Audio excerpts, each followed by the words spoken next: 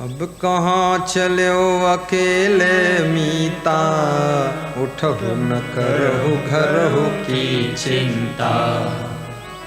खीर खाण घृत पिंड समारा, सो तन लई बाहर कई डारा। जिस शरीर को खूब खीर खिलाया, गुड़ खिलाया, बर्फी खिलाया, पूड़ी कचौड़ी खिलाया, वही लाश शरीर जब हो जाता, मर जाता है, तो इसको घर से निकाल कर बाहर बरामदे में लाश को डाल देते, लेटा देते। एक सेठ ने खूब धन कमाया, खूब कमाया, बड़ा महल बनाया, और अचानक उसकी मृत्यु हो गई। दुकान पर हार्ट अटैक आ गया। लड़के लोग उसको लेकर आए, तो गाड़ी खड़ी करने के लिए गैरेज भी बनाया था, एक टीन शेड का, तो रात में उसी में रख दिया और शटर बंद कर दिया, और आपस में सलाह किया रात भर कौन रोएगा, चलो सो जाओ, सवेरे खोलेंगे शटर, रो लेंगे, वो दफन कर देंगे। तो बहुओं ने कहा ससुर जी ने इतना मेहनत करके इतना मकान बनाया, तो कम से कम उनकी लाश को ही हर कमरे में थोड़ा थोड़ा घुमा दो। अरे बोले अंदर लाने से क्या फायदा है। ये हाल है संसार का। इसलिए याद रखना, इतना माया मोह में न डूबो कि आत्मा की सदगति के लिए भक्ति भी छोड़ दो। ये बुद्धिमानी नहीं है। हर स्त्री को भी भक्ति करना चाहिए। अंत समय कोई काम न आवे, बीच मिलई बीच ही रही जावे। ताते सुत तुम सुमिरन कीजे, अहनिस ज्ञान रसायन पीजे। अंत समय में परिवार के लिए भी करना चाहिए, समाज के लिए करना चाहिए, देश के लिए भी करना चाहिए, बच्चों के लिए भी करना चाहिए, कमाना चाहिए, बनाना चाहिए, लेकिन याद रखना साथ साथ में थोड़ा सा टाइम निकालकर अपनी आत्मा के लिए भी भक्ति और सत्संग करना चाहिए। बोलिए सद्गुरु भगवान की जय। ऐसी भक्ति भी नहीं कि परिवार भूखों मर रहा हो, आंखें मूंदे बैठे। ये कौन मॉडल भक्ति भाई। स्त्री के पास पहनने की धोती नहीं, फट गई, वही आंखी मूंदे बोल रहे हैं ओम नमः शिवाय, ओम नमः शिवाय। शाम को दारू पिवाए, सुबह गाली बकवाए। ये भक्ति ढोंग है। परिवार की व्यवस्था भी बनाए रखिए, सुंदर मकान भी बनाइए, सुंदर गाड़ी भी लाइए। ये गाड़ी भक्ति में बाधक नहीं है, साधक है। गाड़ी में बैठकर सत्संग में फट से चले जाओ। ये मकान भक्ति में साधक है, बाधक नहीं है। अच्छा मकान होगा, किसी के हम मांगने जांचने की जरूरत नहीं। गुरुदेव आएंगे, आपके घर में ही आराम से रह लेंगे। घर भी बड़ा बनाओ, थोड़ा, बहुत छोटा नहीं, और 2 बनाओ तो और अच्छा।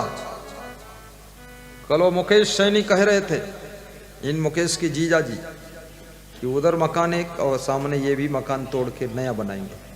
इनकी बहन कह रही थी ये बन जाएगा तब आपको बुलाएंगे, एक में आप रहोगे, दूसरे में हम रहेंगे, और बीच में दमादम रहेंगे। अरे भगत को राजा होना चाहिए, भक्तानी को रानी होना चाहिए, महारानी होना चाहिए। कंगाल बनकर भक्ति सफल नहीं होती है, माला माल बनकर भक्ति करना चाहिए। भक्ति भी धनवान बनकर करो, गरीब बनकर। बच्चों को भी अच्छा पढ़ाइए लिखाइए, अच्छे स्कूल में पढ़ाइए। ये भी कुटुंब भक्ति है, इसको कुटुंब भक्ति कहते हैं। माता पिता की भी अच्छी सेवा करिए, ये मातृभक्ति पितृभक्ति है। भाई का भी आदर रखिए, भ्रातृभक्ति है।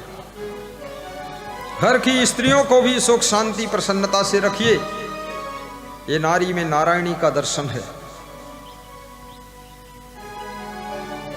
कितने गांवों में भगत लोग ऐसा है, चिरकुट, चिरकुट समझते हो, चिरकुट करकुट, इतने गंदे कपड़े पहनता है चिथड़ा भगत। अरे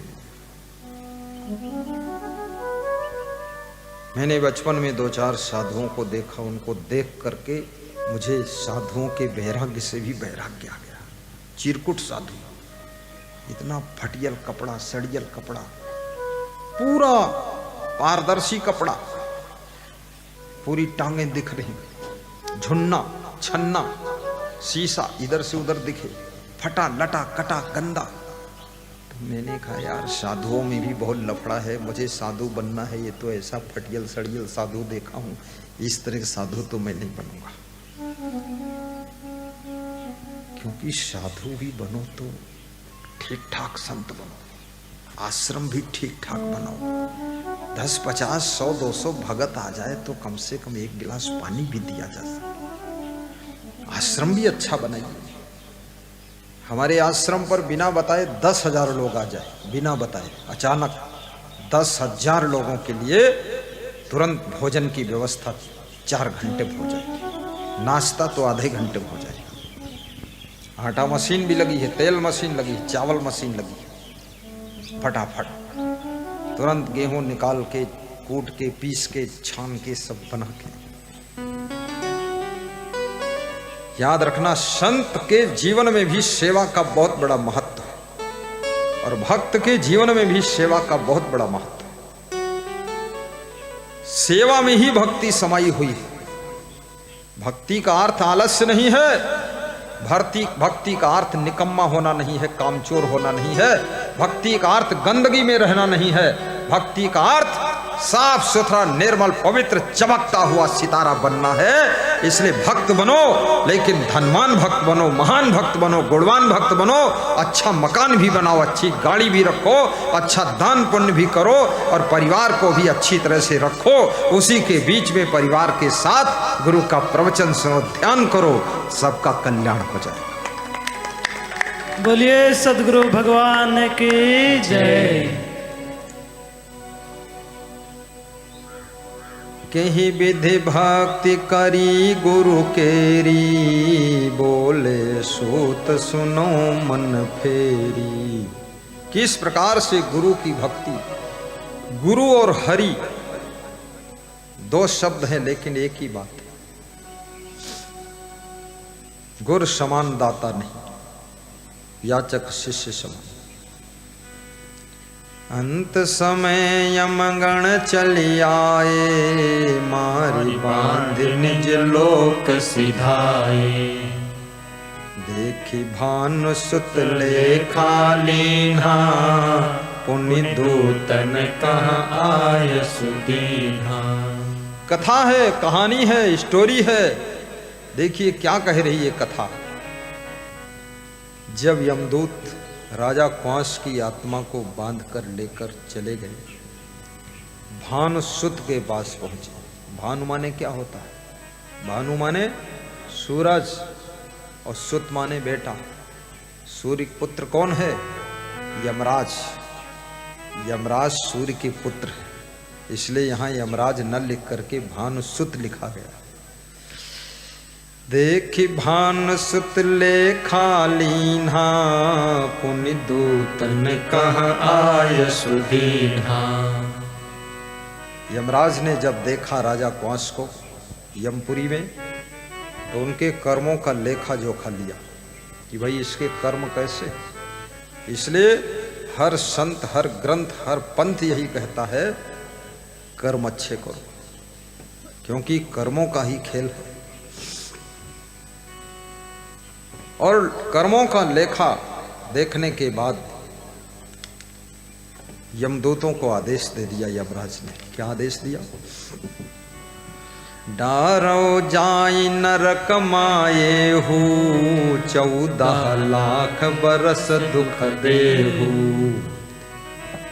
इसको ले जाइए नरक में डालिए, 14 लाख वर्ष तक इसकी आत्मा को नरक में डालो, वहीं मुगदर से मारो इसको। ये बहुत पापी आत्मा आया। आए सुपाई नरक ढिगलाए, पीब रक्त जामे क्रम छाए। आज्ञा पा करके यमदूत राजा कंस की आत्मा को लेकर नरक के पड़ोस पहुंचे, नरक में ढकेलने के लिए पहुंच गए। नरक स्वर्ग नरक सब बताऊंगा। चाकल खोडस योजन केरा, 16 योजन गहिर निवेरा। 16 योजन चौड़ा और 16 योजन गहरा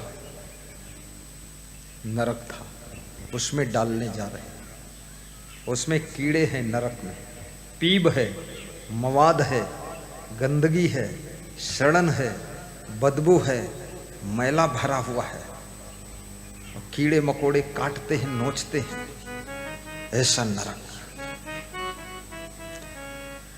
परे जीव बूढ़े उतराही, एको पल सुपास जहाँ नाही। और नरक में करोड़ों जीव पड़े, डूब रहे हैं, ऊपर आ रहे हैं, फिर डूब रहे हैं। एक क्षण जहां शांति नहीं है, ऐसा नरक में दुख है। तरे कीट तन करे बेहाला, जा रही मध्य अग्नि की ज्वाला। और नीचे कीड़े काट लेते हैं, जब बीच में आता है जीव तो आग में जल जाता है। ऊपर आता है तो क्या होता है, जब ऊपर नरक के ऊपर मुंह निकालता है, ऊपर यमगण मारहि नाना, देखी त्रास नृप कास डराना। और यमदूत ऊपर डंडा लिए खड़े, जब मूड ऊपर निकालते हैं तो जोर से डंडा मारते हैं। तो ये सब देख करके राजा क्वांस डर गया कि अब हमारी पिटाई हुई है तरह से, अब क्या करूं, अब तो आगे फंस गए यहाँ। अब क्यों फंसे, अभी इसका कारण बताएंगे।